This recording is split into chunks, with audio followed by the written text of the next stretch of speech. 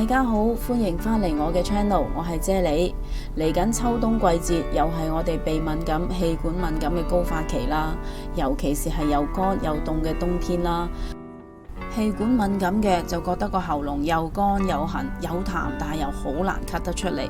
鼻敏感嘅呢，經常不停打乞嗤，啲鼻水擤極都擤唔晒。今日我同大家分享嘅呢款湯水呢，係對鼻敏感啦、氣管敏感啦係有非常好嘅舒緩作用嘅。冬菇啦，佢有非常之好嘅提高免疫力嘅功效啦。只要我哋身體嘅免疫力好，所有嘅敏感症狀翻發嘅機會都會非常之低。我會將乾品嘅冬菇浸30分鐘之後，跟住將佢啲頂剪走咗佢，大朵嗰啲我會將佢一開二啦。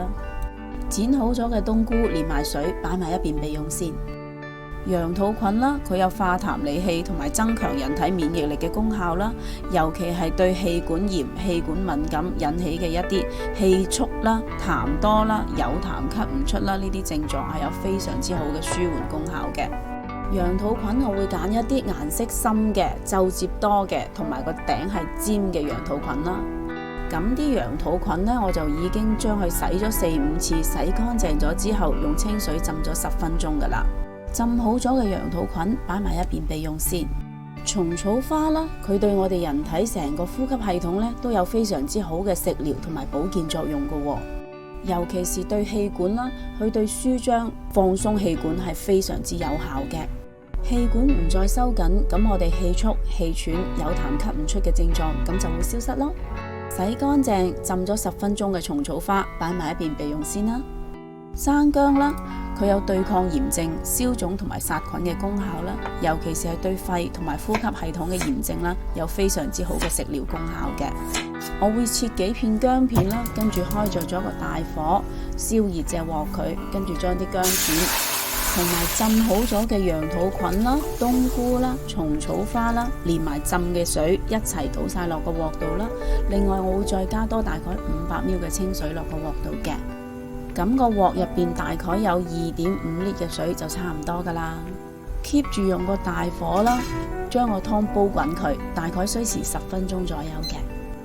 啲湯煲緊嘅時候呢，我呢度準備咗半隻斬好咗、洗乾淨咗嘅雞啦。咁我而家呢，就會用張廚房紙將雞表面嘅水分索乾佢啦。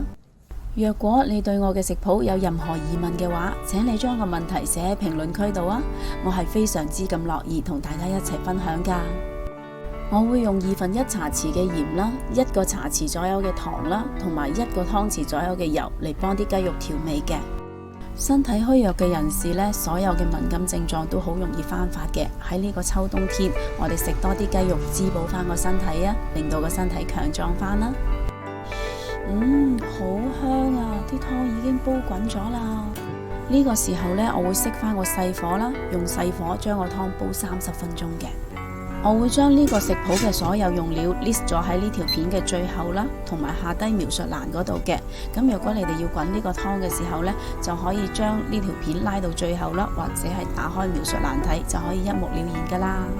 個湯煲咗30分鐘之後，就可以將之前醃好咗嘅雞肉擺埋落嚟啦。將啲雞肉整散佢，等佢每一嚿都可以浸住喺啲湯入邊，受熱均勻。keep 住用個細火啦，跟住冚翻蓋，等個湯繼續滾多8分鐘。記得落咗雞之後，千祈唔好開大火啊！如果唔係嘅話，啲雞肉就會變到好柴噶啦。好香啊！個湯煲多8分鐘之後，竟然係咁香噶！睇下啲雞肉啱啱熟，啱啱好。我而家試下味先，如果唔夠味嘅話呢，就可以加多1/2茶匙左右嘅鹽落去調味。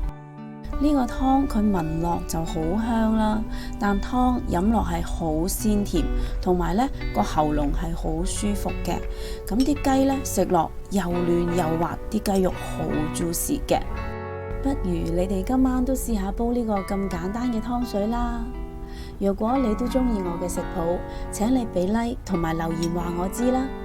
記得訂閱我嘅 channel， 順便撳埋隔籬個鐘仔啊！多謝晒你哋嘅收睇，我哋下一個食譜再見啦，拜拜。